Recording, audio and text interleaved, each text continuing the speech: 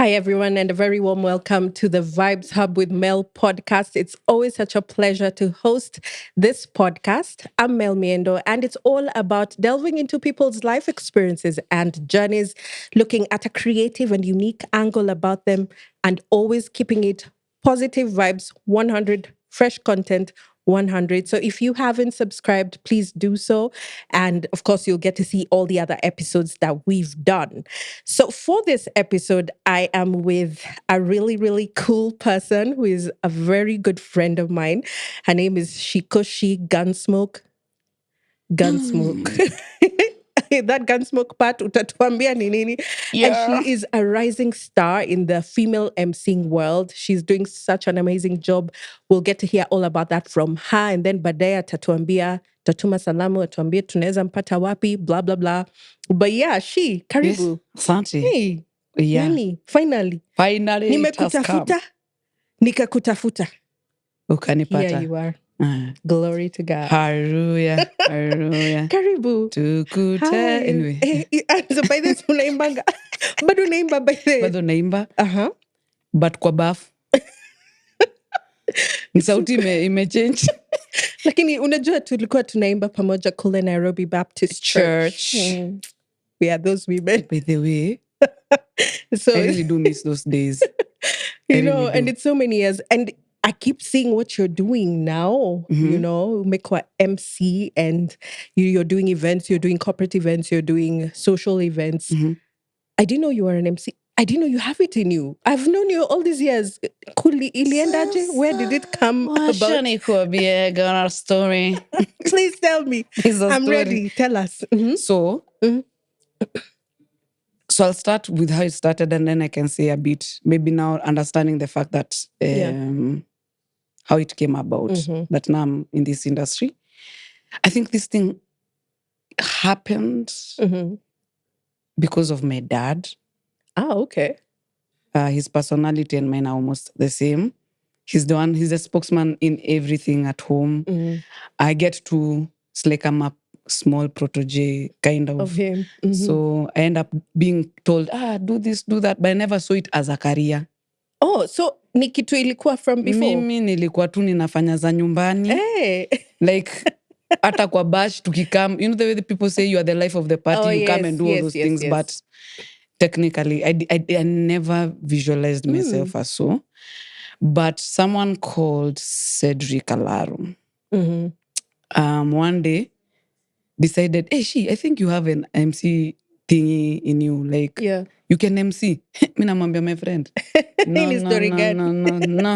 No.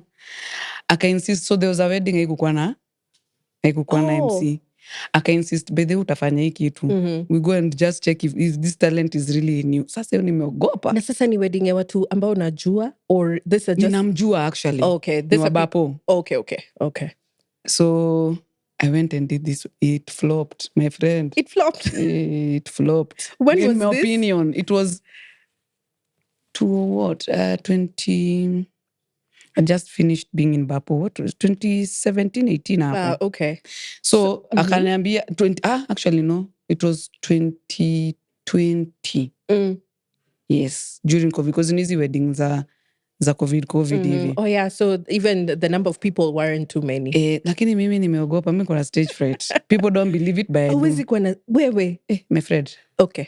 So nikafanya hiyo wedding, and then wasi wakanipatia matips within it. Even ndo nilijua yenyewe hii wedding nilikuwa nje. First of all, culture. Because it was, for some reason I get cross-cultural stuff. So ilikuwa mkale na mtz. Hey, my friend. Nikitoka hapo nikasikia mtu akiniita nikamwambia I cannot and I will not. Ulimaliza story nikaingia job, nikaanza kufanya kazi admin somewhere. And then, I remember that, by the way. I got into a parachurch kind of organization and was admin there and other things because it was also a startup. Then someone else came again and said, imagine try this thing. Mimi nikasema, why is everyone seeing it? I myself am not seeing it. But everyone else is seeing it. And then she said, try it as a side hustle. And then 2023 happened. I resigned from where I was. got into depression at that particular time. This person again came. Her name is Ruthie. She's called Ruthie the Planner, the owner of White Guava. Akasema, you know, you can actually make money. Come do this thing. Come join us in the events industry. And so she hooked me with a few people, and that's how I ended up into the emceeing. I didn't see it until now. I have enjoyed it. Yeah, it's like enjoying it. I am enjoying it. I love people. I love making people smile. I like making people happy and seeing people yani wanajibamba. It's interesting you say it, because that time where you were going through depression and you know had this person come and say, by the she, so come try, come jaribui. At that point in your life, would you say that in your mind you are thinking that, okay, I want to get myself out of this mental state and just, you know, try to see what is out there? Ama ulikuwa tu yani uko like, Akimi, I can't, you know? So at first I said I can't. Then the second time I was like, I need to get out of this situation because you see, depression cripples you. Yeah, of course. And it gives you a certain fear. You feel like you can't come out of something. And I'm grateful for the community that surrounded me because of them, I am where I am. Constantly people affirming or pushing you further. And even me, myself, going for therapy and taking myself out helped me a great deal. Yeah. And then mtu moja tu from somewhere akanitrust na ajeniona niki-MC akaniambia come for a Rosa show. Someone you don't know, like they just reached out to you. We met, I think ni social media. Yeah. Akaniambia unaonaje unaweza come. She's called Modesta. Yeah. She's also an upcoming planner. Akaniambia come tufanye kitu. Kamwambia sawa. And I could not believe what I did. And it went really well. Wow. So I do believe, yes, I pushed myself out of it. And if I didn't, I don't know where I would be right now. So. And it's beautiful because you also talk about community, and we'll get to talk about that because I know you're very big on community. Yani unakuanga surrounded at all times, in all seasons, which is so beautiful. Yeah. But when we look at, you know, just how long it's been for you. So to say maybe about a year. You know, like a now, year and a few months. A year and a few months. Yeah. So I was wondering, should I say upcoming female MC or rising star? Sisi watu wa news tunawekanga headlines hapo pa. Tuwekeni zote. Mimi sijui niko kwa kategori gani. Zote. But I will say I am still growing. I wouldn't say nimefika. Yeah, of course. Yeah. I'm learning from people because like now what I'm saying about Ruthie, how she did this thing is being connected to different people. So the first few times I did collabos with Akina Kibunja, MC Peter Gitao. There's another guy called Danko and MC Danko and another MC called nimesahau jina yake aje. Mungu akijua ninasahau jina yake but umejua. So hao ndo ameniingiza kudu. Okay. All right. So in your opinion, you know, in terms of, you know, like this industry, what are some of the trends you're seeing? Because, you know, like, for example, from when you started, when you were like, should I not? But now you're completely in it. Do you see different trends, you know, out there in terms of like now how people are doing events? It's just the same thing. Like, ukienda wedding next week, your wedding, your week ingine, zote tu ziko same. Do you feel different trends? I do believe there are.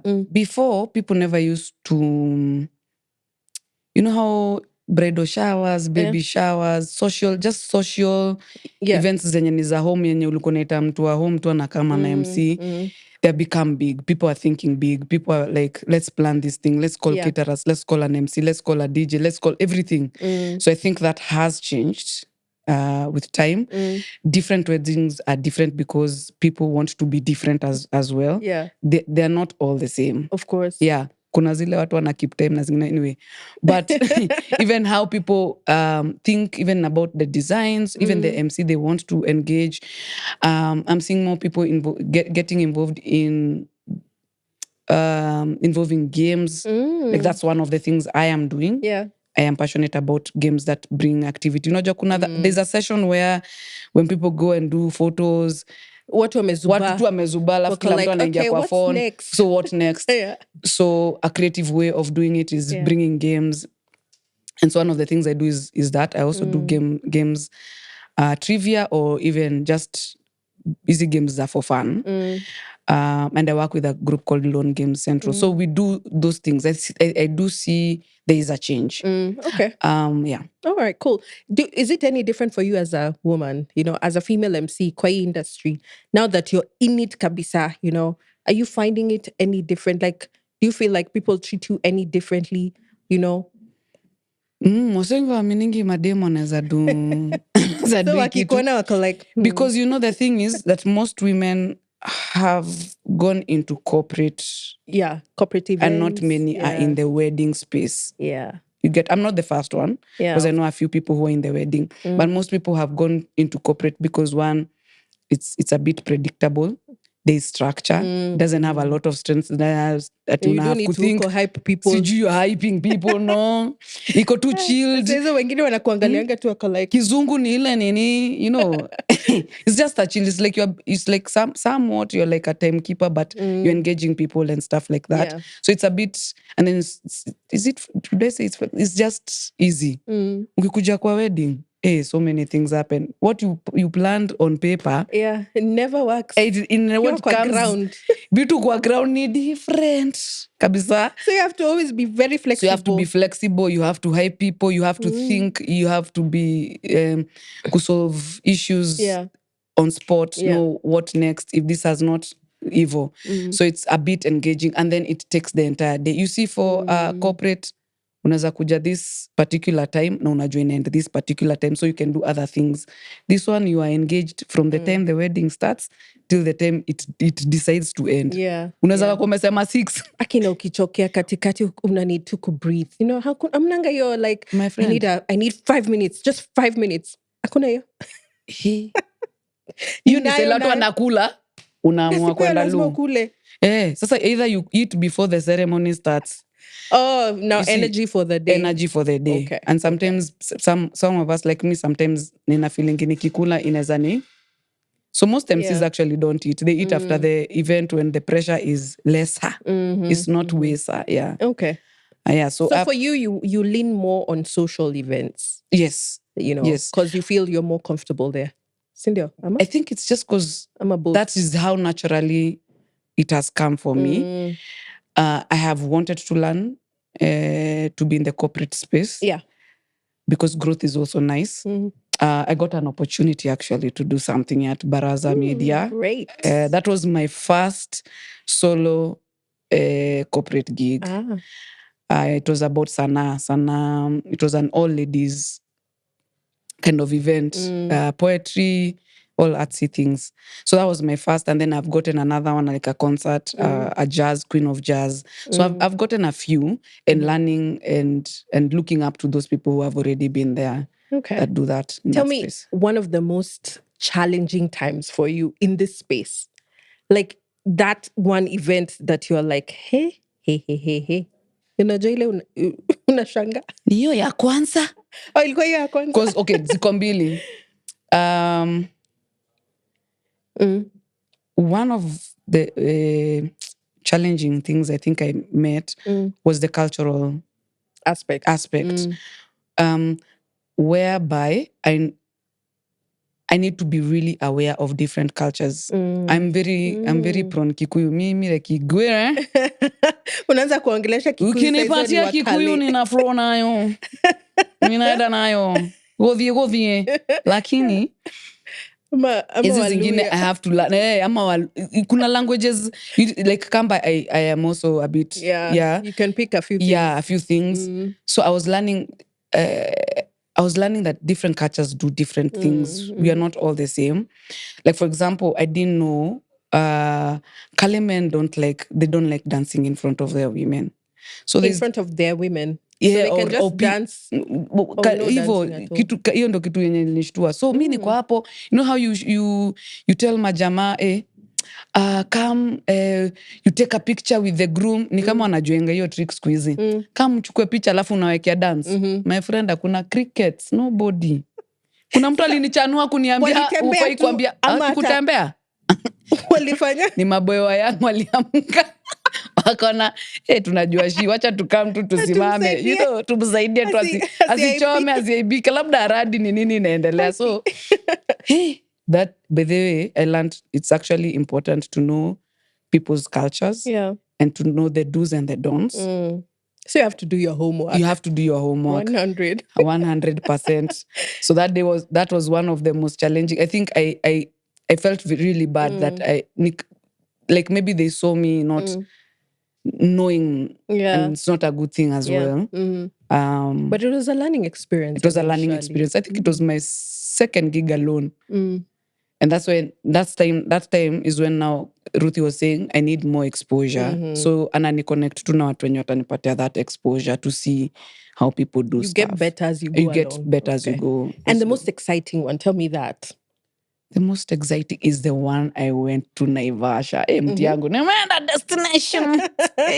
Destination wedding. And it was one of my favorite weddings. It's also a gift to my friend.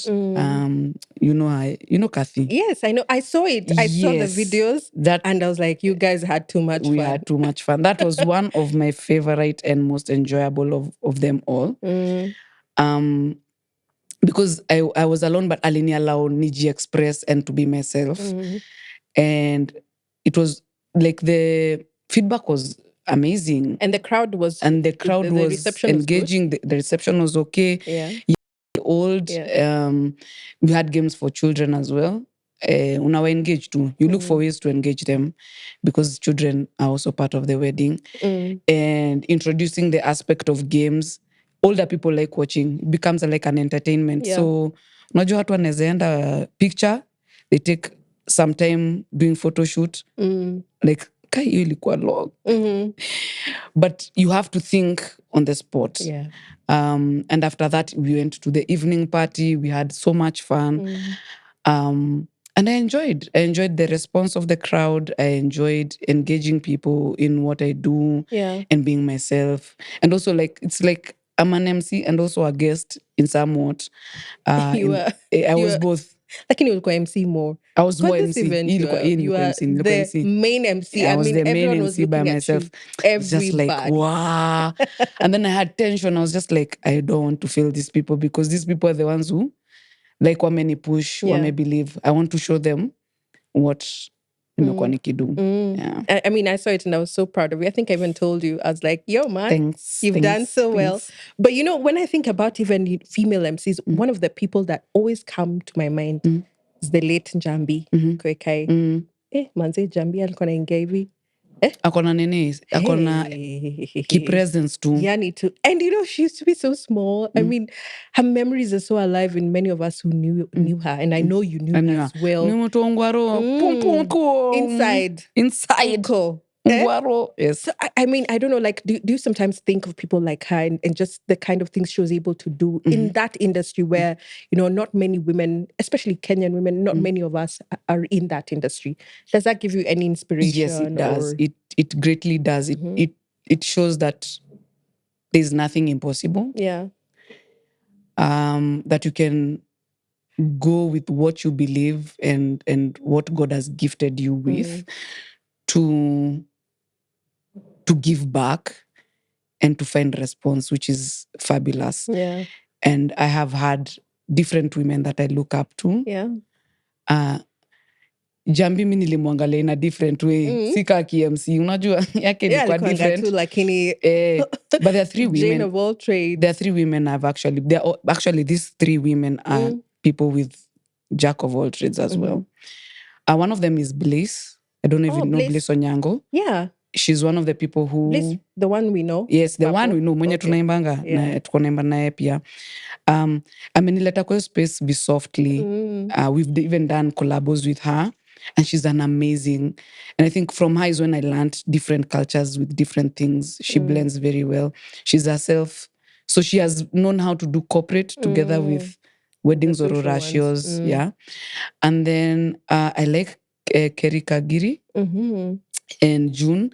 And what I've loved about these people is how they engage their people, how they are themselves, how they just move. You know, there's a way unakujanga na wacha niseme charisma.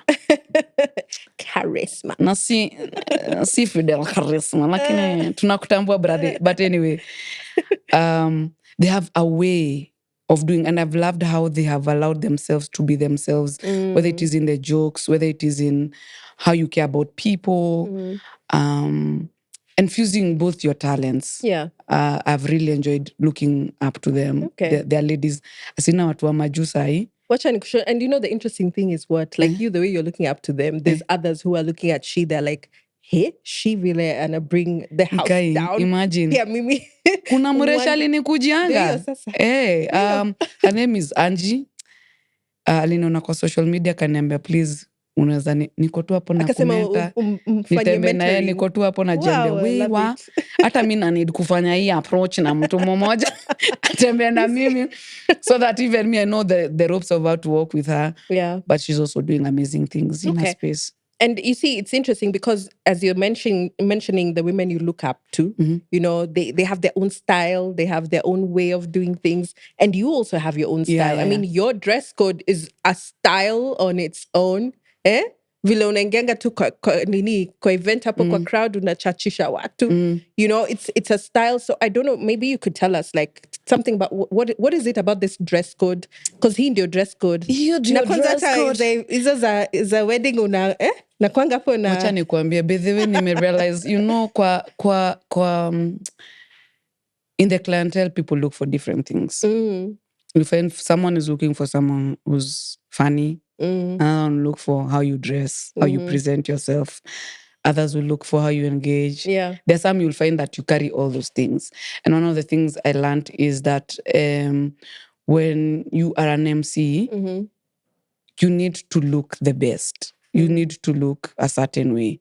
And I have always been a person who likes African stuff. And I love trousers. By the way, mimi ni tomboy from head to toe. Hata nilikuwa nataka kukuuliza kwanza the mothers wako like, hey, rekegwe. Imagine none. Actually, they tell me I look so good. Oh, wow. And also, the reason why I wear is also I support a friend. We do, wacha niseme sahi simsupport. Sahi kidogo ameomoka, tunafanya tu kazi pamoja.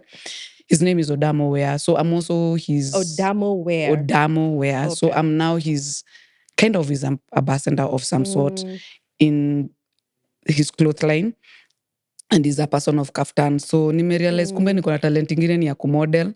And so I wear his clothes a lot. Okay. And I really love... He has understood my body, nini. So nikiva, many people have actually gone to him. And I have gotten good results. Like no one is ever asking mbona siko kwa skirt ama nini. Also, trousers are the most comfortable thing to do when you're doing weddings. Yeah. Maybe nikiitwa kwa corporate waniambia nivae dress wasijali, I will rock it. If I'm able to rock makeup, which is not something I really like. Yeah, but there's a time I saw you in makeup. I was like, hey, huyu ni she? Huyu ni nani? Ni she. Ilikuwa wedding ya nani? Kuna wedding ya Kaiza, even when I came to do sana. Yeah. Kaiza, this chick, Grace. Man, like you rocked a whole different persona. Yep. My sister does this thing anapiga papa. Anatokea mtu mwingine mnajuliza things. So that I want that to become actually a thing. So this is your brand. This is my brand. And then something funny. I never used to have that kofia. Leo nimekuja na hii back hii. Kuna ile ya God Papa. I wore it once. And that thing came with a lot of like paka kuna place nilienda nikakosa kwenda na kanza. Na leo hujavaa kofia. Oh, walikuzoea hivyo. Walinizoea hivyo. So it has become a brand. Like I have to wear the cape and be so I enjoy. So it's interesting because then now this means like even when someone comes to you, they know that this is your brand and this is how brand. You roll, which is, you know, that's how you go. Okay, so even in terms of then, you know, when we look at the way you're doing, the way this is now your full-time thing, I would say. It is. I don't know what expectations you'd have from this industry, you know, as a woman in this industry. Like, are there hopes of, you know, like more people responding better to women, or saizi malituko, you know, the response for women is good. So any woman out there can, you know, take this up as a career. I don't know what you think about that. You know, interestingly, hauwezi tosheka tu na pale mumeka. There has to be growth. So far so good, I'm seeing women coming up and some I found in the industry. Of course, kwa corporate wamekuwa. Yeah. The wedding space is where like everyone believes this thing is a man's thing and women aren't. And I think the women who have been there are proving themselves that they can do this thing. And I'm seeing people accepting us more and more. And that's a beautiful thing. Yeah. But I think we need to come out from a space where we think everything ikitu ni ya mwanaume. So we need to get our mindsets changed and our perspectives to change, that any job is possible. Yeah. It's the same way you can come, tunasemanga house help anafaa kuwa dem na kuna helps wamekuwa poa that are dudes and the way they care about stuff. Yeah, you wouldn't even imagine. Or, we used to say ati kukua chef hii ni kazi ya jikoni, ni maboy hufanya great job, mademu hufanya great job. So just having an open mind to accept that even women can do this thing and people have different ways of doing stuff. You can even find women are more in touch with the people. Yeah. In terms of relational, because of how we have been created as well. So I have an expectation that we should open more doors for women and for the men who are in the industry to work with those who are willing. Are they doing that so far? You are in this industry. Are they doing that? Have you experienced it as she? So siwezi sema watakufuata ama wakusaidia wakwambia by there, so ulifanya nini, how about you try this. Unajua ile mtu anakuencourage. Hawatakufuata ni wewe utawafuata. Sometimes I feel like mentorship should be a two-way thing. Yeah. I will come and approach you and ask you, I would want you to mentor me, and I would want you to tell me, oh, that's nice. I would want to, but unajua sasa hii industry sometimes ni kama tuna feel competition. Yeah, that's what and it is. Kuna vitu mob, like now the way you're asking me about the social kind of place, things are becoming different. People yani the ocean is big. Everybody can come and come. No one can take your star. You are different, I am different, we'll do differently. Mtu ata kichwa yako itaambua mtu na hakuna siku utaikosa job. Yeah. So what you do is that work with someone. If someone approaches you, look for how do you mentor this person? How do I work with this person in this space? And so I can say some have tried to do it. They won't follow you per se. Kuna wengine hata nakwambia unadu job poa. Yeah.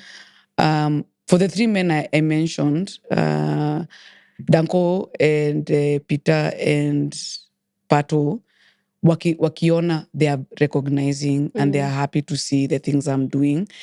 And there's some, even I hope the younger ones like MC Pasi would want to do with them some jobs. Yeah. Kuna get, kuna ule utapata najua kudance kukuliko.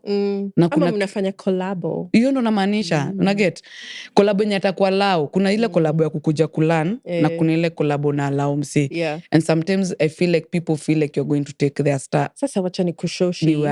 The thing is, especially in the current economy in this country, kila mtu kama rat race, tuko like, kila mtu anakimbia kusema, nitafute, you're chasing paper here and there. So, I mean, I don't know how you feel in terms of that, because, then even if it's competition, everyone is trying to, get that shilingi. So like now, there's a bit of an issue may happen kwa the MC industry. And we hope that this thing gets to be stabilized. Yeah.